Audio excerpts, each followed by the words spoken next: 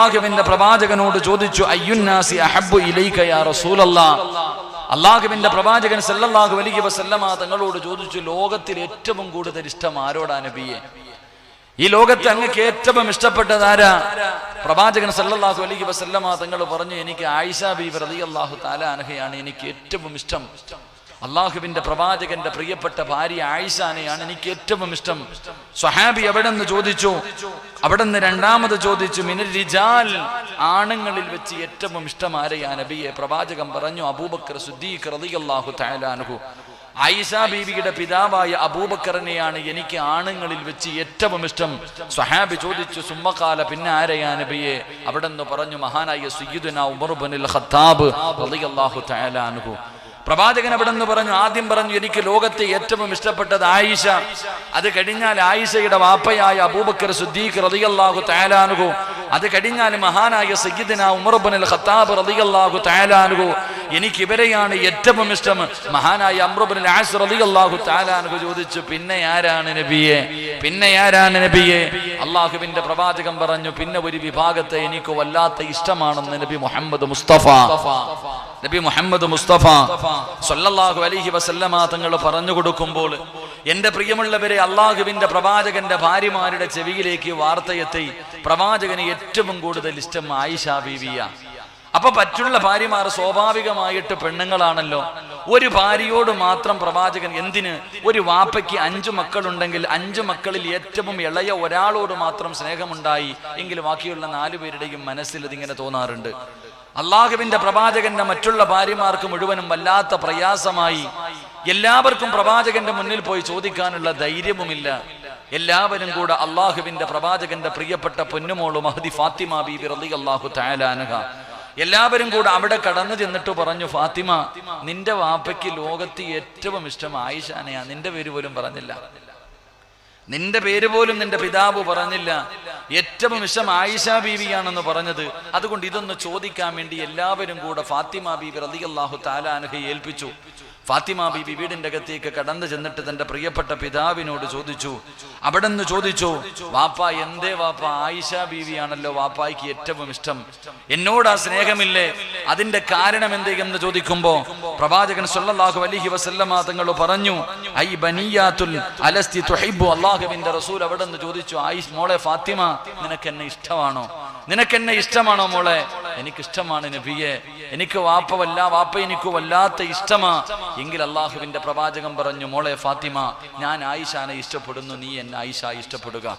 ഞാൻ എന്റെ ഭാര്യ ഇഷ്ടപ്പെടുന്നു, അതുകൊണ്ട് നീയും ഇഷ്ടപ്പെടുക എന്ന് തന്റെ പൊന്നുമകളോട് പറഞ്ഞു വിടുമ്പോൾ, എന്റെ പ്രിയമുള്ളവരെ, എന്തിനാണ് ഈ കഥ ഞാൻ പറഞ്ഞത്? എന്തിനെന്നറിയുമോ?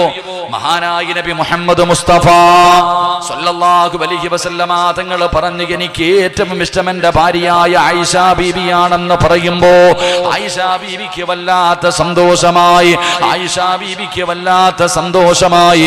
ഒരിക്കൽ അല്ലാഹുവിന്റെ പ്രവാചകൻ വീടിന്റെ അകത്തേക്ക് കടന്നു വരുമ്പോ ആയിഷ ബീബി റളിയല്ലാഹു തആല അൻഹ, ലമ്മാ റഅയ്തു റസൂലുള്ളാഹി സ്വല്ലല്ലാഹു അലൈഹി വസല്ലം, ആയിഷ ബീബി റളിയല്ലാഹു തആല അൻഹ പ്രവാചകന് വളരെ സന്തോഷത്തിലാണെന്ന് മനസ്സിലാകുമ്പോൾ, അള്ളാഹുവിന്റെ പ്രവാചകൻ വലിയ സന്തോഷത്തിലാണെന്ന് മനസ്സിലാകുമ്പോ പ്രവാചകന്റെ മടിത്തട്ടിൽ തലവെച്ചുകൊണ്ട് കിടക്കുകയാണ് ആയിഷ ബീബി റളിയല്ലാഹു തആല അൻഹ.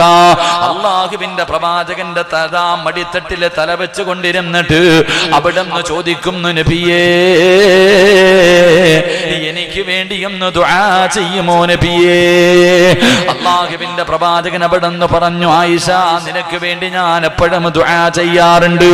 ആയിഷ ബീബി പറഞ്ഞു, അങ്ങനെ പോരാ, എനിക്ക് വേണ്ടി പ്രത്യേകമായി ദുആ ചെയ്യണം, എനിക്ക് വേണ്ടി പ്രത്യേകമായിട്ട് ദുആ ചെയ്യണം.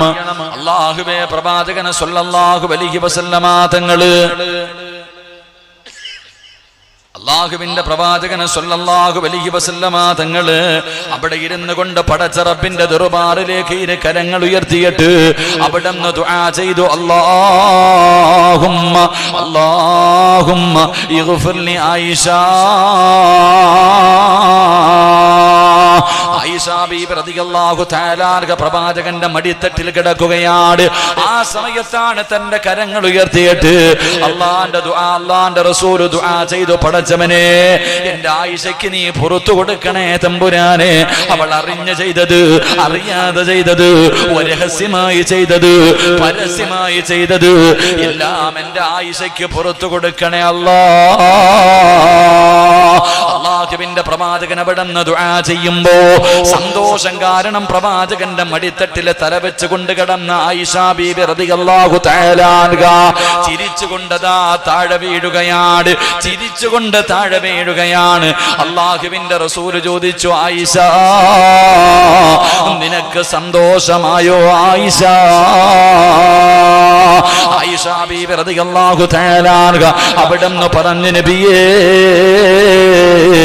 എനിക്ക് വല്ലാത്ത സന്തോഷമായി നബിയേ. ആ സമയത്ത് അല്ലാഹുവിന്റെ പ്രവാചകന് പറഞ്ഞത് എന്തെന്നറിയുമോ? ഈ സദസ്സിലേക്ക് ഹുബ്ബുർ റസൂൽ പ്രഭാഷണത്തിന് വേണ്ടി ഈ പരിശുദ്ധമായ റബീഉൽ അവ്വലിൽ കടന്നു വന്നവര് അല്ലാഹുവിന്റെ പ്രവാചകൻ തന്റെ ഭാര്യയോട് പറഞ്ഞ മറുപടി എന്തെന്നറിയുമോ? ആയിഷ നിനക്ക് മാത്രമല്ല ഞാൻ ഇങ്ങനെ ദുആ ചെയ്യുന്നത്, നിനക്ക് മാത്രമല്ല ഞാൻ ഇങ്ങനെ ദുആ ചെയ്യുന്നത്. 5 വഖത്ത് നമസ്കാരം കഴിഞ്ഞാൽ 5 വഖത്ത് നമസ്കാരം കഴിഞ്ഞിട്ട് ലോകത്ത് കടന്നു വരുന്ന അവസാനത്തെ മുസ്ലിമിന് വേണ്ടിയും ഞാൻ എല്ലാ ദിവസവും ദുആ ചെയ്യും ആയിഷ. ചിറ്റാറ് പള്ളിയുടെ മുന്നിൽ ഒരുമിച്ച് കൂടിയ മുസ്ലിമേ, നമുക്ക് വേണ്ടി 1400 വർഷങ്ങൾക്ക് മുമ്പ് ലോകത്തിന്റെ നേതാവ് നമസ്കാരം കഴിഞ്ഞ പടച്ചവരെ എന്റെ ഉമ്മത്തിന് പുറത്തു കൊടുക്കണേ അല്ലാ. അല്ലാഹുവിന്റെ പ്രവാചകൻ ദുആ ചെയ്യുമായിരുന്നു എന്ന് ചരിത്രം പറഞ്ഞു തരുമ്പോ അതാണ് കാരുണ്യത്തിന്റെ പ്രവാചകൻ. അതാ നമ്മളോട് വല്ലാത്ത മഹബ്ബത്തായിരുന്നു. നമ്മുടെ ജീവിതത്തിൽ ഇന്ന് വരെ കണ്ടിട്ടില്ലെങ്കിലും ഇനി വരാനിരിക്കുന്നവർക്ക് വരെ പ്രവാചകൻ തന്റെ ജീവിതത്തിൽ മരിക്കുമ്പോൾ 23 വർഷക്കാലമല്ലോ പ്രവാചകൻ നമസ്കാരം കഴിഞ്ഞിട്ട് ദുആ ചെയ്യുമായിരുന്നു എന്ന് ചരിത്രം പറയുമ്പോ നമ്മുടെ മക്കള് ചെയ്യുവോ? ഞാനും നിങ്ങളും കഷ്ടപ്പെട്ട് പോറ്റി വളർത്തുന്ന നമ്മുടെ മക്കള് പോലും 5 വഖത്ത് നമസ്കാരം കഴിഞ്ഞ് ദുആ ചെയ്യാറില്ല. പക്ഷേ പ്രവാചകൻ നമ്മൾക്ക് വേണ്ടി ദുആ ചെയ്യുമായിരുന്നു. അത്രയ്ക്ക് വലിയ ഇഷ്ടമാണ്, പ്രവാചകന് വല്ലാത്ത മഹബ്ബത്തായിരുന്നു. അല്ലാഹുവിന്റെ പ്രവാചകൻ അതാ ഒരു ഖബർ സിയാറത്ത് കഴിഞ്ഞു. എല്ലാവരും സ്വഹാബാക്കൾ മുഴുവനും നിൽക്കുന്നുണ്ട്. ഖബർ സിയാറത്ത് കഴിഞ്ഞപ്പോ അല്ലാഹുവിന്റെ പ്രവാചകൻ ഇങ്ങനെ കരയുകയാണ്. റസൂലുള്ളാഹിന്റെ കൺതടം ഇങ്ങനെ നിറഞ്ഞൊഴുകുന്നുണ്ട്. എന്നിട്ട് എന്തേ പറയുന്നതെന്നറിയുമോ? അല്ലാഹുവേ, എന്റെ സഹോദരന്മാരെ ഞാൻ എന്നാണ് കാണുന്നത്? എന്റെ സഹോദരങ്ങളെ ഞാൻ എന്നാണ് കാണുന്നത്? മഹാനായ സയ്യിദുനാ അബൂ ഹുറൈറ റളിയല്ലാഹു തആല അൻഹു അല്ലാഹുവിന്റെ പ്രവാചകനോട് ചോദിച്ചു, യാ റസൂലല്ലാഹ്, ഞങ്ങളല്ലേ അങ്ങയുടെ സഹോദരങ്ങള്, ഞങ്ങളല്ലേ അങ്ങയുടെ സഹോദരങ്ങള്? അല്ലാഹുവിന്റെ റസൂൽ പറഞ്ഞു, സ്വഹാബാ, നിങ്ങൾ എന്റെ കൂടപ്പിറപ്പുകളല്ല, എന്റെ അനുചരന്മാരാ. നിങ്ങൾ എന്റെ അനുചരന്മാരാ, നിങ്ങൾ എന്റെ കൂടപ്പിറപ്പുകളല്ല. അല്ലാഹുവിന്റെ റസൂലിനോട് സ്വഹാബത്ത് ചോദിച്ചു, യാ റസൂലല്ലാഹ്, ആരാണ് നബിയേ അങ്ങയുടെ സഹോദരങ്ങൾ ആരാണ്? എന്റെ പ്രിയമുള്ളവരെ, പ്രവാചകൻ അവിടെന്ന് പറഞ്ഞു, എനിക്ക് ചില സഹോദരങ്ങളുണ്ട്. ആ സഹോദരങ്ങളെ സ്വർഗത്തിൽ കൊണ്ടുപോകാനാ കാത്തിരിക്കുന്നത്. അവരെ ഞാനൊന്ന് കാണാൻ ആഗ്രഹിക്കുന്നു സ്വഹാബാ. അല്ലാഹുവിന്റെ പ്രവാചകനോട് ഇവിടെ പറഞ്ഞു കൊടുക്കുമ്പോ അല്ലാഹുവിന്റെ റസൂൽ പറയുന്നു, എന്റെ സഹോദരങ്ങൾ ആരെന്നറിയുമോ? എന്റെ സ്വഹാബത്തെ, അവര് ജീവിതത്തിൽ ഒരിക്കലും എന്നെ കണ്ടിട്ടില്ല. അല്ലാഹുവിന്റെ പ്രവാചകന്റെ സഹോദരങ്ങളാരാ? റസൂലുള്ള പറയുന്നു, അവര് ജീവിതത്തിൽ ഒരിക്കലും എന്നെ കണ്ടിട്ടില്ല. പക്ഷേ അവരുടെ ഉമ്മയെക്കാൾ, അവരുടെ വാപ്പയെക്കാൾ, അവരുടെ മക്കളെക്കാൾ, അവന്റെ സർവ്വതിനെക്കാളും, എന്തിനവന്റെ ജീവനെക്കാൾ എന്നെ സ്നേഹിക്കുന്ന ഒരു വിഭാഗമുണ്ട് സ്വഹാബാ. ചിറ്റാറ് പള്ളിയുടെ മുന്നിൽ ഒരുമിച്ച് കൂടിയവര് നമ്മുടെ ആരുടെയെങ്കിലും ഹൃദയത്തിന്റെ അകത്ത് ആത്മാർത്ഥമായിട്ട് അല്ലാഹുവിന്റെ പ്രവാചകനോട് സ്നേഹമുണ്ടോ? നിന്നെ സ്വർഗത്തിൽ കൊണ്ടുപോകാൻ അല്ലാഹുവിന്റെ റസൂല് കാത്തിരിക്കുന്നു എന്ന് നബി മുഹമ്മദ് മുസ്തഫ സല്ലല്ലാഹു അലൈഹി വസല്ലമ തങ്ങൾ തന്റെ സ്വഹാബത്തിനോട് പറയുകയാ, എന്റെ സഹോദരങ്ങളെ ഞാൻ എന്നാണ് പടച്ചവനെ കാണുന്നത്? എന്റെ കൂടപ്പിറപ്പുകളെ ഞാൻ എന്നാ കാണുന്നേ? സഹാബികൾ ചോദിച്ചു, നബിയെ, ഞങ്ങളല്ലേ 24 മണിക്കൂറും അങ്ങയുടെ കൂടെ നടക്കുന്ന ഞങ്ങളല്ലേ കൂടപ്പിറപ്പ്? നിങ്ങൾ എന്റെ കൂടപ്പിറപ്പല്ല, നിങ്ങൾ എന്റെ അനുചരന്മാരാ. എന്റെ സഹോദരങ്ങൾ നിങ്ങളല്ല, എന്റെ സഹോദരങ്ങൾ വരാനിരിക്കുന്ന ഒരു വിഭാഗമാ. അവരെന്നെ കണ്ടിട്ടില്ല. അത് ചിറ്റാറുള്ള ചില ആൾക്കാരാ. അവരെന്നെ കണ്ടിട്ടില്ല. അവന്റെ വാപ്പയേക്കാൾ, അവന്റെ ഉമ്മയേക്കാൾ, അവന്റെ ഭാര്യ മക്കളെക്കാൾ, അവന്റെ സർവ്വതിനേക്കാളും, അവന്റെ ജീവനേക്കാൾ എന്നെ സ്നേഹിക്കുന്ന ഒരു വിഭാഗം വരാനുണ്ട്. അവരെ ഞാൻ സ്വർഗത്തിൽ കൊണ്ടുപോകാൻ കാത്തിരിക്കുന്നു. അവരാണ് എന്റെ കൂടപ്പിറപ്പെന്ന് നബി മുഹമ്മദ് മുസ്തഫ. നബി മുഹമ്മദ് മുസ്തഫ. അള്ളാഹു ആ കൂടപ്പിറപ്പുകൾ എന്നെയും നിങ്ങളെയും പെടുത്തുമാറാകട്ടെ. എന്റെ പ്രിയപ്പെട്ടവരെ, നമ്മളെല്ലാവരും പറയും നബിയോട് വലിയ ഇഷ്ടമാണ്, എല്ലാവർക്കും ഇഷ്ടമാണ്. എനിക്കും ഇഷ്ടം. നിങ്ങൾക്ക് മൈക്ക് അങ്ങോട്ട് കൈ കെട്ടിക്കഴിഞ്ഞാൽ പറയും കരളിന്റെ കഷ്ടമെന്നേ പറയത്തുള്ളൂ. അള്ളാഹു ആല പറയാറുണ്ട്, പ്രവാചകൻ എന്റെ കരളിന്റെ കഷ്ടമാണ്. ചുമ്മാതെ പറഞ്ഞാൽ പോരെ ചങ്ങാതി. നാവ് കൊണ്ട് പറയാൻ ആരെക്കൊണ്ടും പറ്റും, ഹൃദയം കൊണ്ട് പറയാൻ കഴിയണം. ഒരു മനുഷ്യന് പ്രവാചകനോട് ആത്മാർത്ഥമായിട്ട് സ്നേഹമുണ്ടെങ്കിൽ അവന് 4 അടയാളം ഉണ്ടാകുമെന്ന് നബി മുഹമ്മദ് മുസ്തഫ. ഉറക്കെ നബി മുഹമ്മദ് മുസ്തഫ. നമ്മൾ മുനാഫിക്കീങ്ങളാണോ, കള്ളം പറയുന്നവരെ നമുക്ക് തിരിച്ചറിയാൻ പറ്റും. നബിയോട് സ്നേഹമുണ്ട്, സ്നേഹമുണ്ട്, സ്നേഹമുണ്ടെന്ന് പറഞ്ഞാൽ പോരാ, ഉണ്ടോ ഇല്ലയോ എന്നറിയാൻ അടയാളുണ്ട്. നീ പറയുന്നത് സത്യമാണെങ്കിൽ, നിന്റെ മനസ്സിന്റെ ഉള്ളിൽ നിന്റെ ജീവനേക്കാൾ നീ പ്രവാചകനെ സ്നേഹിക്കുന്നെങ്കിൽ അവന്റെ ജീവിതത്തിൽ 4 അടയാളം ഉണ്ടാകും. അള്ളാഹു പഠിക്കാൻ ഭാഗ്യം തരുമാറാകട്ടെ. അള്ളാഹു പഠിക്കാൻ ഭാഗ്യം തരുമാറാകട്ടെ. ഈ പറയുന്ന ഗുണങ്ങൾ നിന്റെ ജീവിതത്തിൽ ഉണ്ടെങ്കിൽ നീ പറയുന്നത് സത്യമാണ്, നിന്റെ ഹൃദയത്തിന്റെ അകത്തുണ്ട്. ഇല്ലെങ്കിൽ ഉണ്ടാക്കിയെടുക്കാൻ പരിശ്രമിക്കുക. അതാ ഈ വഅദ് കൊണ്ടുള്ള നേട്ടം. അള്ളാഹു നമുക്ക് ഈമാൻ നൽകുമാറാകട്ടെ. ഉറക്കെ അള്ളാഹു ഈമാൻ നൽകുമാറാകട്ടെ. മടുത്തുടങ്ങിയ ഒരു ക്ലാസ് ആയിട്ട് കരുതിയാൽ മതി. വഅദൊക്കെ ഉസ്താദ് പറയും, ഉസ്താദ്മാര് പറയും ഇന്നത്തെ വഅദല്ല, ഇന്ന് വഅദല്ല. ഇവിടെ നിന്ന് ഇറങ്ങി പോകുമ്പോ എന്തെങ്കിലും ജീവിതത്തിൽ കിട്ടിയതായിട്ട് ഇറങ്ങി പോകാൻ കഴിയും. അള്ളാഹു ഭാഗ്യം നൽകുമാറാകട്ടെ. അള്ളാഹു ഭാഗ്യം നൽകുമാറാകട്ടെ. ഇൻഷാ അല്ലാഹ് തുടങ്ങല്ലേ ഉസ്താദ്? പക്ഷെ അവസ്ഥാനം എന്തോ ഇല്ല. അപ്പൊ ആ നിക്കണ ആണുങ്ങൾ എന്തിനാ അവിടെ നിക്കണേ? അപ്പൊ ചെയർമാനെ, നിങ്ങളല്ലേ ഇപ്പൊ ആ ചങ്ങാതിമാരെല്ലാം ഇങ്ങോട്ട് കയറ്റിവിട്ടെ. ആ പെണ്ണുങ്ങളുടെ പുറകെ നിൽക്കാൻ പാടില്ല. നമസ്കരിക്കാൻ പോകുമ്പോൾ തന്നെ പറഞ്ഞ മസലകളുണ്ട്. എല്ലാവരും ഇങ്ങ് വന്നേരം. ആ വഞ്ചിപ്പെട്ടിയുടെ അടുത്തിരിക്കുന്ന സംഘാടകർ ഉൾപ്പെടെ നിങ്ങൾ ഇങ്ങ് കയറിയിരിക്കുക. പെട്ടെന്ന് എഴുന്നേറ്റ ബിസ്മില്ല. പെണ്ണുങ്ങളുടെ പുറകിലിരിക്കാൻ പാടില്ല, മുമ്പിലായിരിക്കണ്ട. ബിസ്മില്ല. എഴുന്നേക്ക്. അൽഹംദുലില്ലാഹ്. സ്വന്തം കാര്യം സിന്താബ. എഴുന്നേറ്റ് പെട്ടെന്ന് ആരും ഭരിക്കേണ്ട ചങ്ങായിമാരെ, അവനവന്റെ കാര്യം അവൻ കേട്ട് കയറി ഫ്രണ്ടിലോട്ട് കയറിക്കോ ഇൻഷാ അല്ലാഹ്. പെണ്ണുങ്ങളുടെ പുറകെ ഒന്നാമത് മറ പോലും ഇല്ല, ഇരിക്കാൻ പാടില്ല, തെറ്റാണ്. അത് മനസ്സിലാക്കുക. അള്ളാഹു ഈമാൻ നൽകി അനുഗ്രഹിക്കുമാറാകട്ടെ. ഒന്ന് പെട്ടെന്ന് ഇൻഷാ അല്ലാഹ് കസേര പൊക്കി ഫ്രണ്ടിലോട്ട് കയറ്റിയാൽ മതി ഇൻഷാ അല്ലാഹ്. അല്ലെങ്കിൽ പള്ളിക്കകത്ത് കയറിയത്. പെണ്ണുങ്ങളുടെ നേരെ പുറകിലിരിക്കരുത്. ഒന്നീ പള്ളിക്കകത്ത് കയറിയത്, അല്ലെങ്കിൽ മുന്നിൽ സ്ഥലമുണ്ട്, ഇങ്ങോട്ട് വന്നിരിക്കുക ഇൻഷാ അല്ലാഹ്. സംഘാടകരാരും നിൽക്കണ്ട. ചെയർമാൻ, സംഘാടകർ നിൽക്കണ്ട. ബക്കറ്റ് പിരിവേറ്റ അവസാനമേ ഉള്ളൂ. എല്ലാവരും കയറിയിരിക്കാൻ പറ. പെട്ടെന്ന് കയറി സലാത്ത് പറ. അല്ലാഹ് ഈമാൻ കൊടുക്കട്ടെ. പറ സല്ലല്ലാഹു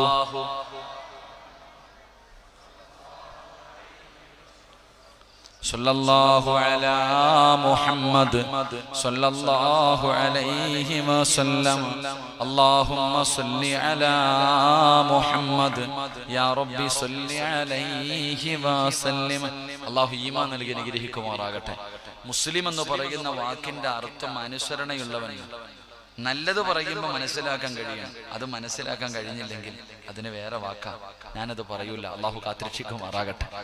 അള്ളാഹു കാത്തിരക്ഷിക്കുമാറാകട്ടെ. ചരിത്രത്തിൽ കാണാം, മൂസാ നബി അലൈഹിസ്സലാമിനെ ശുഐബ് നബിയുടെ 2 പെൺമക്കൾ വന്നിട്ട് മൂസ എന്താ ചെയർമാൻ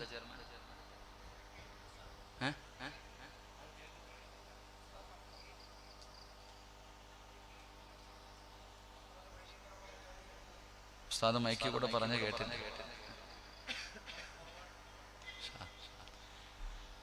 ശരി, എന്തുമാകട്ടെ. ലാ ഇലാഹ ഇല്ലല്ലാഹ് പറയുന്നത് കേൾക്കാൻ അള്ളാഹു ഭാഗ്യം കൊടുക്കുമാറാകട്ടെ. തലേ പറ്റൂ, അതെങ്കിലും കേൾക്കണമല്ലോ. അൽഹംദുലില്ലാഹ്.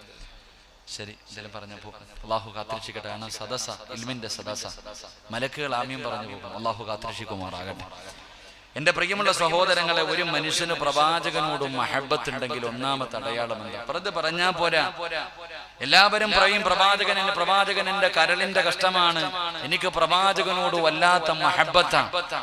എന്റെ പ്രിയപ്പെട്ട സഹോദരങ്ങളെ, സഹോദരിമാരെ, സ്വന്തം മനസാക്ഷിയോട് ചോദിക്കും, നീ പറയുന്നത് സത്യമാണോ? നിനക്ക് അല്ലാഹുവിന്റെ പ്രവാചകനോട് ആത്മാർത്ഥമായിട്ട് റബീഉൽ അവ്വൽ 12 അല്ലാതെ വേറെ എന്തെങ്കിലും ബന്ധമുണ്ടോ? എന്തെങ്കിലും സ്നേഹമുണ്ടോ? എന്റെ പ്രിയമുള്ള സഹോദരങ്ങളെ, അല്ലാഹുവിന്റെ പ്രവാചകൻ സ്വല്ലല്ലാഹു അലൈഹി വസല്ലമ തങ്ങളെ സർവ്വചരാചരങ്ങൾക്കും വല്ലാത്ത ഇഷ്ടമായിരുന്നു. എന്റെ പ്രിയപ്പെട്ടവരെ, അല്ലാഹുവേ, നമ്മളൊക്കെ മക്കയിലും മദീനയിലേക്കും കടന്നു പോകുന്നവരാ. അല്ലാഹുവിന്റെ പ്രവാചകന്റെ റൗളാ ശരീഫിന്റെ ചാരത്തൊരു മിഹ്റാബുണ്ട്. ആ മിഹ്റാബിന്റെ അടിത്തട്ടിൽ ഒരു ഈന്തപ്പന മരത്തിന്റെ കുറ്റി കുഴിച്ചിട്ടിട്ടുണ്ട്. ഒരു ഈന്തപ്പന മരത്തിന്റെ കുറ്റി കുഴിച്ചിട്ടിട്ടുണ്ട്. ആ ഈന്തപ്പന മരത്തിന്റെ കുറ്റി ഏതെന്നറിയുമോ? അല്ലാഹുവിന്റെ പ്രവാചകൻ സ്വല്ലല്ലാഹു അലൈഹി വസല്ലമ തങ്ങൾ ആദ്യമായിട്ട് ഖുത്ബ ഓതിയത് ആ ഈന്തപ്പന മരത്തിന്റെ കുറ്റിയുടെ മുകളിലാ. അല്ലാഹുവേ, കുറച്ചു തടി കിട്ടിയപ്പോ അതാ ഒരു നല്ല മിമ്പർ പണിതു. അല്ലാഹുവേ, പള്ളിക്കകത്തേക്ക് പുതിയ മിമ്പർ കൊണ്ടുവന്നപ്പോ അല്ലാഹുവിന്റെ പ്രവാചകൻ സ്വല്ലല്ലാഹു അലൈഹി വസല്ലമ തങ്ങൾ ഈന്തപ്പന മരത്തിന്റെ കുറ്റിയെടുത്ത് മാറ്റി വെച്ചിട്ട് അല്ലാഹുവിന്റെ റസൂൽ പുതിയ മിമ്പറിന്റെ അകത്ത് കയറി ഖുത്ബ ഓതുകയാ. അതാ നമസ്കാരം തുടങ്ങി. അത്തഹിയാത്തിലിരിക്കുമ്പോ വസമിഅനാ സൗതൻ ഹനീനാ, ആരോ കരയുന്ന ശബ്ദം കേൾക്കുകയാ. ആരോ കരയുന്ന ശബ്ദം കേൾക്കുകയാ. അല്ലാഹുവിന്റെ പ്രവാചകൻ നമസ്കാരം കഴിഞ്ഞു. ആരാണ് കരയുന്നത്? ആരാണ് കരയുന്നത്? കരച്ചിൽ കേൾക്കുന്ന ഭാഗത്തേക്ക് കടന്നു ചെല്ലുമ്പോ സുബ്ഹാനല്ലാഹ്, ഒരു ഈന്തപ്പന മരത്തിന്റെ കുറ്റിയിരുന്ന് കരയുകയാ.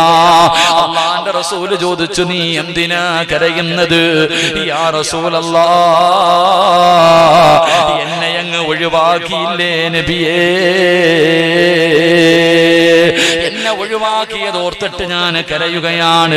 അല്ലാഹുവിന്റെ റസൂല് പറഞ്ഞു, നിന്നെ ഞാൻ ഒഴിവാക്കിയെങ്കിൽ പള്ളിയുടെ വെളിയിൽ കൊണ്ടുവെക്കുമായിരുന്നു. നിന്നെ പള്ളിക്കകത്ത് വെച്ചത് എനിക്ക് ഇഷ്ടമായത് കൊണ്ടാണ്. അല്ലാഹുവിന്റെ പ്രവാചകൻ അതിന്റെ മുകളിലേക്ക് തന്റെ കൈവച്ചിട്ട് സമാധാനിപ്പിക്കുകയാ. അല്ലാഹുവിന്റെ റസൂല് പറഞ്ഞു, ഞാനെങ്ങാണം അതിന്റെ മുകളിൽ കൈവച്ചിട്ട് ആ മരക്കുറ്റിയെ സമാധാനിപ്പിച്ചില്ലായിരുന്നെങ്കിൽ ഖിയാമത്ത് നാൾ വരെ അത് അവിടെ ഇരുന്ന് കരയുമായിരുന്നു എന്ന് നബി മുഹമ്മദ് മുസ്തഫ സല്ലല്ലാഹു അലൈഹി വസല്ലമ തങ്ങൾ പറയുമ്പോ അതിനാണ് മഹബ്ബത്ത് എന്ന് പറയുന്നത്, അതിനാണ് ഇഷ്കേ റസൂൽ എന്ന് പറയുന്നത്. അതുകൊണ്ട് എന്റെ പ്രിയമുള്ളവരെ, അല്ലാഹുവിന്റെ പ്രവാചകനോട് ഏതെങ്കിലും ഒരു മനുഷ്യന് ആത്മാർത്ഥമായിട്ട് സ്നേഹമുണ്ടെങ്കിൽ അവന്റെ ജീവിതത്തിൽ ഉണ്ടാകേണ്ട ഒന്നാമത്തെ അടയാളം എന്തെന്നറിയുമോ? അല്ലാഹുവിന്റെ പ്രവാചകൻ അവിടെന്ന് പറയുകയാ. അല്ലാഹുവിന്റെ പ്രവാചകൻ അവിടെന്ന് പറയുകയാ. അല്ലാഹുവിന്റെ പ്രവാചകനോട് ഒരു മനുഷ്യൻ ആത്മാർത്ഥമായിട്ട് സ്നേഹമുണ്ടെങ്കിൽ മൻ അഹബ്ബ സുന്നതി ഫഖദ് അഹബ്ബനി, ആർക്കെങ്കിലും അല്ലാഹുവിന്റെ പ്രവാചകനോട് ആത്മാർത്ഥമായിട്ട് സ്നേഹമുണ്ടെങ്കിൽ ഒന്നാമത്തെ കാര്യം എന്തെന്നറിയുമോ? അവന് പ്രവാചകന്റെ ജീവിതം പിൻപറ്റുമെന്ന് നബി മുഹമ്മദ് മുസ്തഫ.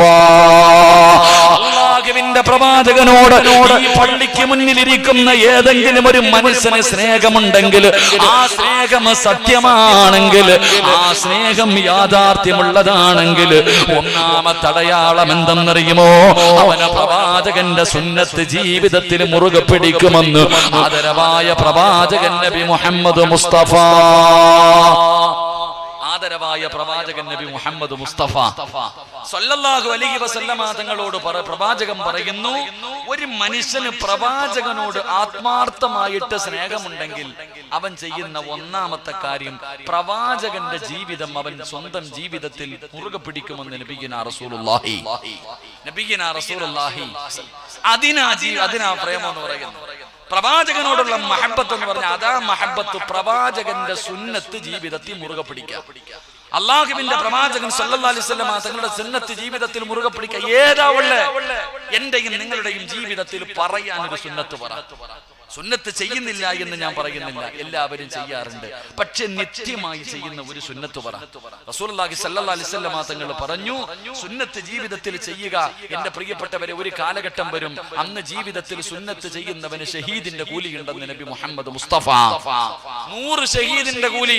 താടി വളർത്തുക, തൊപ്പി ധരിക്കുക, അള്ളാഹുവിന്റെ പ്രവാചകന്റെ സുന്നത്തല്ല. ആരാ ജീവിതത്തിൽ ചെയ്യുക? ആരുടെ ജീവിതം? പിന്നെ പ്രേമം എന്ന് ചുമ്മാ പറഞ്ഞാ പോരാ. പ്രേമത്തിന്റെ അടയാളം അതാ. പ്രേമത്തിന്റെ അടയാളം, മഹബത്തിന്റെ അടയാളം പ്രവാചകന്റെ സുന്നത്ത് ജീവിതത്തിൽ മുറുകെ പിടിക്കണം. അള്ളാഹു ഭാഗ്യം നൽകുമാറാകട്ടെ. അള്ളാഹു ഭാഗ്യം നൽകുമാറാകട്ടെ. ഓരോ മനുഷ്യരും ചിന്തിക്ക്, പടച്ചോന് ഞാൻ എന്ത് സുന്നത്താ ജീവിതത്തിൽ ചെയ്യുന്നേ? റസൂലുള്ളാഹി തങ്ങൾ എല്ലാം കാണിച്ചു തന്നിട്ടുണ്ട്. ബാത്റൂമിൽ കയറുമ്പോ ഏത് കാല് വെച്ച് കയറണം, എന്തു പറഞ്ഞുകൊണ്ട് കയറണം, എങ്ങനെ ഇരിക്കണം, ഇറങ്ങുമ്പോ എന്തു പറയണം, ഏത് കാല് വെച്ചിറങ്ങണം, ഭക്ഷണം കഴിക്കുമ്പോ എങ്ങനെ ഇരിക്കണം, എവിടെ നിന്നാണ് കഴിക്കാൻ തുടങ്ങേണ്ടത്, എന്തു പറഞ്ഞുകൊണ്ടാ തുടങ്ങേണ്ടത്, എല്ലാം പഠിപ്പിച്ചു തന്നിട്ടുണ്ടല്ലോ. പ്രവാചകൻ സല്ലല്ലാഹു അലൈഹി വസല്ലം തങ്ങൾ തന്റെ ജീവിതത്തിൽ എല്ലാം കാണിച്ചു തന്നിട്ടുണ്ട്. എന്റെ പ്രിയമുള്ളവരെ, ആ പ്രവാചകന്റെ ജീവിതം പിൻപറ്റണം. ആരാ വായിച്ചിട്ടുള്ളത്? പറയാറുണ്ട്, ഗാന്ധിജിയുടെ ചരിത്രം ഞാൻ വായിച്ചിട്ടുണ്ട്. പലരും പറയാറുണ്ട് മഹാത്മാഗാന്ധിജിയുടെ ജീവിതചരിത്രം. നീ മഹാത്മാഗാന്ധിജിയുടെ ജീവിതചരിത്രം വെച്ച എന്താ പതിവിലുള്ള? നെഹ്റുവിന്റെ ജീവിതം വായിച്ചിട്ടുണ്ട്, അബ്ദുൽ കലാമിന്റെ വായിച്ചിട്ടുണ്ട്. നിങ്ങൾ ആരെങ്കിലും മുഹമ്മദ് നബിയുടെ ജീവിതം വായിച്ചിട്ടുണ്ടോ? സല്ലല്ലാഹു അലൈഹി വസല്ലം പ്രവാചകന്റെ ജീവിത ചരിത്രം വായിച്ച എത്ര പേരുണ്ട്? അഭിമാനത്തോടു കൂടി പറയുമല്ലോ, വായിച്ചു നോക്കണം. എന്താ പ്രതിഫലം? റസൂലുള്ളാഹി സ്വല്ലല്ലാഹു അലൈഹി വസല്ലമ തങ്ങളുടെ ജീവിത ചരിത്രം ഏതെങ്കിലും ഒരു മനുഷ്യൻ വായിച്ചാൽ അവൻ പ്രവാചകനെ സന്ദർശിച്ചവനെ പോലെയാണെന്ന് നബി മുഹമ്മദ് മുസ്തഫ. പ്രവാചകന്റെ ചരിത്രം വായിച്ചാൽ മതി, വേറൊന്നും വേണ്ട. അള്ളാഹുവിന്റെ പ്രവാചകൻ സല്ലല്ലാഹു അലൈഹി വസല്ലമ തങ്ങളുടെ ജീവിത ചരിത്രം വായിച്ചാൽ കിട്ടുന്ന പ്രതിഫലം ആ പ്രവാചകനെ സന്ദർശിച്ചവനെ പോലെയാ. ആ പ്രവാചകന്റെ ജീവിതം പിൻപറ്റുന്നവൻ അള്ളാഹുവെ പടച്ചവനെ അവിടുന്ന് ഹദീസിന്റെ കിതാബിൽ കാണാം, അവൻ അള്ളാഹുവിന്റെ തൃപ്തിയുണ്ട്, അവൻ സ്വർഗ്ഗത്തിന്റെ അവകാശിയാണെന്ന് നബി മുഹമ്മദ് മുസ്തഫ. നബി മുഹമ്മദ് മുസ്തഫ സല്ലല്ലാഹു അലൈഹി വസല്ലം അള്ളാഹു ജീവിതത്തിൽ ഒരു സുന്നത്തെങ്കിലും മുറുകെ പിടിക്കാൻ ഭാഗ്യം തരുമാറാകട്ടെ. ഉറക്കപ്പറ, അള്ളാഹു ഭാഗ്യം തരുമാറാകട്ടെ. അള്ളാഹു ഭാഗ്യം തരുമാറാകട്ടെ. ഇൻഷാ അല്ലാഹ് പിടിച്ചൂടെ? എന്താ സുന്നത്ത്? എന്താ? താടി വളർത്തുന്നത് സുന്നത്ത്. മീശ വടിക്ക. നമ്മള് നേരെ തിരിച്ച, താടി വടിക്കും, മീശ വളർത്തും. ഒരെണ്ണം നിങ്ങൾ ചിന്തിച്ചു നോക്കി. ഉസ്താദന്മാരൊക്കെ ഉണ്ടപ്പാ. എന്റെ പ്രിയമുള്ള സഹോദരങ്ങൾ, അതുകൊണ്ട് ഇൻഷാ അല്ലാഹ് ഇന്നത്തെ ഈ രാത്രി തീരുമാനമെടുക്ക്. ഇന്നു മുതൽ മരിക്കുന്ന കാലത്തോളം, ഓർമ്മയുള്ള കാലത്തോളം പ്രവാചകന്റെ ഒരു സുന്നത്തെങ്കിലും ജീവിതത്തിൽ മുറുകെ പിടിക്കാൻ തീരുമാനിക്കുക. അള്ളാഹു ഭാഗ്യം തരുമാറാകട്ടെ. അള്ളാഹു ഭാഗ്യം തരുമാറാകട്ടെ. ഇൻഷാ അല്ലാഹ് തയ്യാറല്ലേ? ഏത് സുന്നത്ത് ജീവിതത്തിൽ പിടിക്കും? ഏത് സുന്നത്താണ് ജീവിതത്തിൽ പിൻപറ്റുന്നത്? എന്റെ പ്രിയപ്പെട്ടവരെ, ആർക്കും അഭിപ്രായ വ്യത്യാസമില്ലാത്തൊരു സുന്നത്ത് പറയാം, ആർക്കും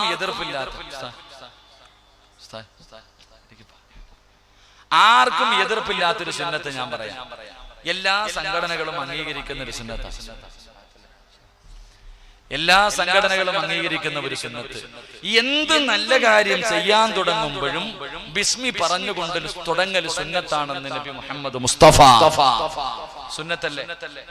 സുന്നത്തല്ലേ?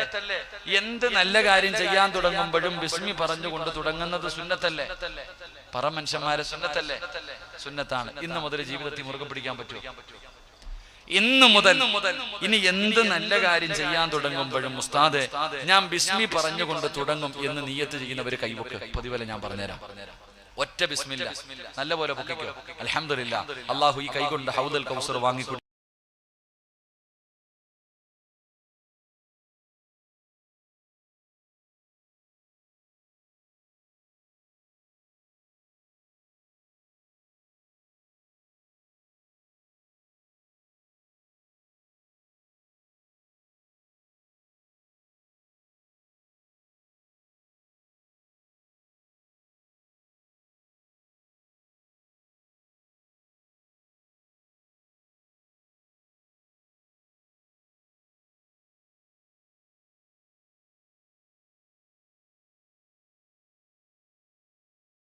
കൈപൊക്കിയവർക്ക് അല്ലാഹു ദുനിയാവിൽ തരുന്ന പ്രതിഫലം പറയാ.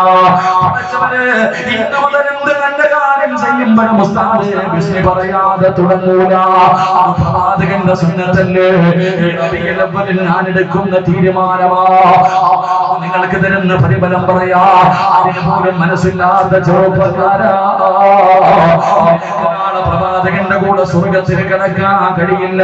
എല്ലാവരും എന്നെ ബഹുമാനിക്കണം, ആദരിക്കണം, മഹാനാണെന്ന് പറയണം.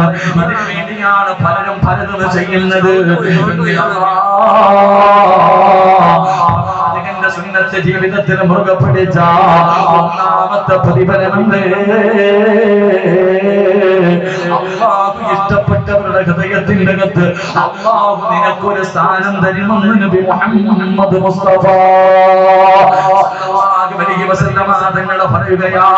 ഈ നാട്ടിലെ ഉസ്താദന്മാരുണ്ടല്ലോ, പണ്ഡിതന്മാരുണ്ടല്ലോ, പ്രായമുള്ളവരുണ്ടല്ലോ, ജമാഅത്തിന്റെ ഭാരവാഹികളുണ്ടല്ലോ, ഹജ്ജ് ചെയ്ത ഹാജിയാക്കന്മാരുണ്ടല്ലോ, നേരം നിസ്കരിക്കുന്നവരുണ്ടല്ലോ, ഹൃദയത്തിന്റെ അകത്ത് അല്ലാഹു നിനക്കൊരു സ്ഥാനം തരികയാ, അവനെ ബഹുമാനിക്കുകയാ. ഒരു പൈസയും മുടക്കണ്ട, ഒരു പൈസയും മുടക്കണ്ട, ഒരു പാഠം നടത്തണ്ട, അടിച്ചു വെക്കണ്ട, പ്രചരണം നടത്തണ്ട.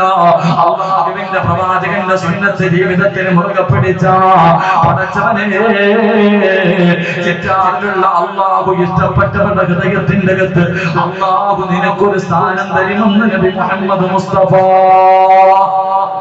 സല്ലല്ലാഹു അലൈഹി വസല്ലം. ചുറ്റാറിലുള്ള ഉസ്താദന്മാര്, അല്ലെങ്കിൽ ഹജ്ജ് ചെയ്തവര്, ജമാഅത്തിന്റെ ഭാരവാഹികൾ, പ്രായമുള്ളവര്, അല്ലാഹു ഇഷ്ടപ്പെട്ടവര് മുഴുവനും നിന്നെ ബഹുമാനിക്കുമെന്ന് നബി മുഹമ്മദ് മുസ്തഫ. ഉറക്കെ നബി മുഹമ്മദ് മുസ്തഫ. 5 പൈസയുടെ ചെലവില്ല, ഒരു ഫ്ലെക്സ് അടിച്ചു വെക്കണ്ട, എല്ലാവരും നിന്നെ ബഹുമാനിക്കും, എല്ലാവരും നിന്നെ ആദരിക്കും. എല്ലാവരുടെയും മനസ്സിന്റെ ഉള്ളിലും അല്ലാഹു ഇന്ന മനുഷ്യൻ അവൻ നല്ലവനാണെന്നുള്ള ചിന്ത അല്ലാഹു നൽകും. അല്ലാഹു നൽകി അനുഗ്രഹിക്കുമാറാകട്ടെ. ആ വാക്കിന് വലിയ വിലയ നിസ്സാരമല്ല. ഒരു മനുഷ്യൻ മരിക്കുമ്പോ 40 പേര് നല്ലവനെന്ന് പറഞ്ഞാൽ അവന് സ്വർഗമുണ്ടെന്ന് നബി മുഹമ്മദ് മുസ്തഫ. നിന്റെ ജനാസ കാണാൻ വരുന്ന 40 പേര് പറഞ്ഞാൽ മതി. ഒരു ഹദീസിൽ കാണാം, ഒരു മനുഷ്യൻ മരിക്കുമ്പോ 40 പേര് നല്ലത് പറഞ്ഞാൽ അവന് സ്വർഗമുണ്ട്. മറ്റൊരു ഹദീസിൽ കാണാം, 3 വീട്ടുകാര്. നീ മരിച്ചു പോകുമ്പോ, താത്താമാരെ, നീ മരിച്ചു പോകുമ്പോ നിന്റെ അയൽവാസികളുടെ വീടുകളിൽപ്പെട്ട 3 വീട്ടുകാരും നിന്നെ കുറിച്ച് നല്ലത് പറഞ്ഞാൽ നിനക്ക് സ്വർഗമുണ്ടെന്ന് നബി മുഹമ്മദ് മുസ്തഫ. മുഹമ്മദ് മുസ്തഫ 3 അയൽവാസികൾ പറഞ്ഞാൽ മതി, ആമിനെ നല്ലവളായിരുന്നു എങ്കിൽ സ്വർഗം കിട്ടും. പറയുവോ? നീ എങ്ങാനും മരിച്ച നിന്റെ അയൽവാസി പറയുവോ? നിക്കണം. മരിച്ചു കിടക്കുന്ന മനുഷ്യനെ കുറിച്ച് 40 പേര് നല്ലത് പറഞ്ഞ സ്വർഗം. ആ പ്രവാചകനാ പറഞ്ഞത്, നിന്റെ അയൽവാസികളിൽപ്പെട്ട 3 വീട്ടുകാർ പറഞ്ഞ സ്വർഗം ഉണ്ടെന്ന്. ആമിനാത്ത വിചാരിക്ക് നിന്റെ അയൽവാസി പറയുവോ ഇല്ലയോ? അല്ലാഹു ഈമാൻ നൽകി അനുഗ്രഹിക്കുമാറാകട്ടെ.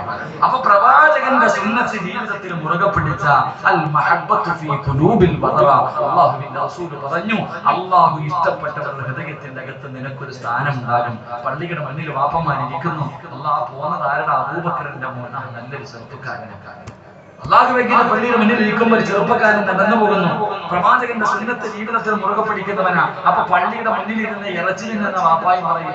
സാധാരണ അവിടെ ഇറച്ചി തീറ്റിയ, പള്ളിയുടെ മുന്നിൽ ഇരുന്നിട്ട് നാട്ടുകാരുടെയും പള്ളിയിലെ ഇമാമിന്റെയും ജമാഅത്തിന്റെ ഭാരവാഹികളൊക്കെ തീറ്റിയ. എങ്കിലും നീ ഇങ്ങനെ നടന്നു പോകുമ്പോ പറയും, ആ പോകുന്നത് അബൂബക്കറിന്റെ മകനാ, അടുത്തനാ. എന്തായാലും അവന്റെ വാപ്പാടെ പേരവൻ കളഞ്ഞില്ലല്ലോ. എന്റെ പ്രിയപ്പെട്ടവരെ, അല്ലാഹു ഇഷ്ടപ്പെട്ടവരുടെ ഹൃദയത്തിന്റെ അകത്ത് അല്ലാഹു നിനക്ക് സ്ഥാനം തരുമെന്ന് നബി മുഹമ്മദ് മുസ്തഫ. മുഹമ്മദ് മുസ്തഫ. രണ്ട് പ്രവാചകന്റെ സുന്നത്ത് ജീവിതത്തിൽ മുറുകെ പിടിച്ചാൽ കിട്ടുന്ന രണ്ടാമത്തെ പ്രതിഫലം, ഈ ലോകത്ത് നീ ആരെയും ഭയപ്പെടണ്ട എന്ന് നബി മുഹമ്മദ് മുസ്തഫ. അല്ലാഹുവിനെ അല്ലാതെ ഒരു മഖ്ലൂഖിനെയും നീ ഭയപ്പെടണ്ട. അത് എത്ര വലിയ കൊലകൊമ്പനായ എല്ലാരും പറയുന്നത്, ശത്രുക്കൾ മുഴുവനും നമുക്കെതിരെ ഒറ്റക്കെട്ട് വരട്ടെ, നമുക്കിവിടെ ശത്രുക്കൾ മുഴുവനും ഒറ്റക്കെട്ടായിട്ട് വന്നാൽ നമുക്കിവിടെ എന്താ? ഏക സിവിൽ കോഡല്ല പാമ്പിനെ കാണിച്ച് വിളിക്കാൻ. ഇവിടെ എന്നാ സംഭവിച്ചാലും നമുക്കൊന്നുമില്ല. കാരണം എന്താ? വലത്തെ ചെവിയിൽ ബാങ്കും കൊടുത്തു, ഇടത്തെ ചെവിയിൽ ഇഖാമത്തും കൊടുത്തു. ഇനി കുളിപ്പിച്ച് പള്ളിയിൽ കൊണ്ടുവെക്കുന്ന സമയം ജീവിക്കുന്ന നമുക്കിവിടെ എന്ത് ഏക സിവിൽ കോഡ്? ദജ്ജാലിനെ കാത്തിരിക്കുന്നവരാ നമ്മൾ. എടാ, ദജ്ജാലിനെ കാത്തിരിക്കുന്നവരാ നമ്മള്. നമുക്ക് എന്തോ പേടി. അല്ലാഹു ഈമാൻ നൽകുമാറാകട്ടെ. അല്ലാഹു ഈമാൻ നൽകുമാറാകട്ടെ. ഇവിടെ കഴിച്ചാൽ എന്ത്, പൊരിച്ചാൽ എന്ത്, വറുത്താലും എന്ത് വേണമെങ്കിലും ചെയ്യട്ടെ, എന്ത് വേണമെങ്കിലും ചെയ്യട്ടെ. നമുക്കൊരു പേടിയുമില്ല. എന്തിനാ ഭയക്കുന്നത്? സഹോദര, താടി വളർത്തിയവരെ തീവ്രവാദിയും ലീഗ് എന്ത് വേണമെങ്കിലും വിളിക്കട്ടെ. താടി വളർത്തിയവരെ കുറിച്ച് എന്ത് വിളിച്ചാലും കുഴപ്പമൊന്നുമില്ല. വിളിക്കുന്നവൻ വിളിക്കട്ടെ, വിളിക്കുന്നവൻ വിളിക്കട്ടെ. പക്ഷെ താടി വളർത്തിയ നിസ്കാര തഴമ്പുള്ള നീ 10 നിന്നെ വെട്ടാൻ വരുമെങ്കിലും നേരെ ഒന്ന് നിന്നാ മതി. അല്ലാഹു അവരുടെ ഹൃദയത്തിന്റെ അകത്ത് പേടി കൊടുക്കുമെന്ന് നബി മുഹമ്മദ് മുസ്തഫ. പേടിയാണ്. ഇവന്മാർ 5000 ഉണ്ടെങ്കിലും നമ്മുടെ മുന്നിൽ വന്ന് നിൽക്കാനുള്ള ധൈര്യം നെഞ്ചിന്റെ അകത്ത് അല്ലാഹു ഭയം കൊടുക്കും. അത് അല്ലാഹ് പറഞ്ഞു തന്നെ കൊടുക്കാം. റസൂലുള്ളാഹി സ്വല്ലല്ലാഹു അലൈഹി വസല്ലം തങ്ങൾ പറഞ്ഞു കൊടുക്കും, ആരുടെ മുന്നിലും ഭയപ്പെടേണ്ട കാര്യമില്ല. മഹാനായ സഈദ് ഇബ്നു ജുബൈർ റളിയല്ലാഹു തആല അൻഹു അല്ലാഹുവിന്റെ പ്രവാചകന്റെ സുന്നത്ത് ജീവിതത്തിൽ മുറുകെ പിടിക്കുന്ന ചെറുപ്പക്കാരനാണ്. അല്ലാഹുവേ, ഹജ്ജാജ് എന്ന് പറയുന്ന ഭരണാധികാരിയുടെ മുന്നിലേക്ക് പിടിച്ചുകൊണ്ടുവന്നു. ഹജ്ജാജ് പറഞ്ഞു, ഞാൻ കൊല്ലാം അവനെ, എനിക്ക് വേണം, അവന്റെ കഴുത്ത് ഞാൻ വെട്ടാം. സഈദ് ഇബ്നു ജുബൈർ റളിയല്ലാഹു തആല അൻഹുവിനെ കൊല്ലുന്നതിന് വേണ്ടി പിടിച്ചുകൊണ്ടുവന്ന് കിടത്തുകയാണ്. വെട്ടുന്നതിന് വേണ്ടി വാൾ ഉയർത്തുമ്പോൾ സഈദ് ഇബ്നു ജുബൈർ റളിയല്ലാഹു തആല അൻഹു കിബിലയുടെ ഭാഗത്തേക്ക് തലതിരിച്ചു വെച്ചു. എന്നിട്ട് ചിരിക്കുകയാ. കൊല്ലാൻ പോകുന്നവന്റെ മുഖത്ത് നോക്കിയിട്ട് ചിരിക്കുകയാണ്. ഹജ്ജാജ് പറഞ്ഞു, നീ കിബിലയ്ക്ക് നേരെ കിടന്ന് ചാകണ്ട, അങ്ങനെ കിബിലയുടെ നേരെ കിടന്ന് മരിക്കണ്ട. തല പിടിച്ചിട്ട് തിരിച്ചു വെച്ചിട്ട് വെട്ടാൻ പോകുമ്പോ അവിടുന്ന് വിളിച്ചു, ഹജ്ജാജേ, കിബിലയുടെ ഭാഗത്ത് നിന്ന് തല തിരിച്ചെന്ന് പറഞ്ഞിട്ട് എനിക്കൊന്നുമില്ല. കിഴക്കും പടിഞ്ഞാറും ആണുള്ളതാ. ഹജ്ജാജിന് ദേഷ്യം വന്നു. പിടിച്ചിട്ട് മണ്ണിലേക്ക് താഴ്ത്തി വെച്ചു. പിന്നടിയിൽ വെട്ടുന്നതിന് വേണ്ടി വാളുയർത്തുമ്പോ വിളിച്ചു, ഹജ്ജാജേ, മണ്ണിനെ താഴ്ത്തി വെക്കുകയാണോടാ, എനിക്കൊരു പേടിയുമില്ല.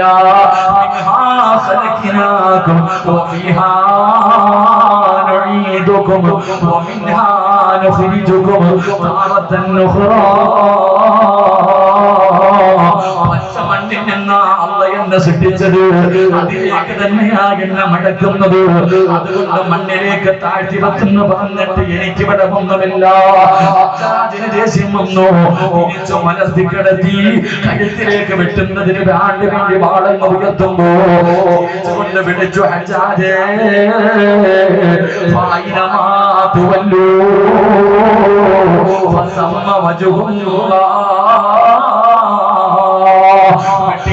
പോകുന്നവന്റെ മുഖത്ത് നോക്കിയിട്ട് തിരിച്ചുകൊണ്ട് പറയാനുള്ള ചങ്കോറ്റം എവിടെ നിന്ന് കിട്ടിയതെന്നറിയുമോ?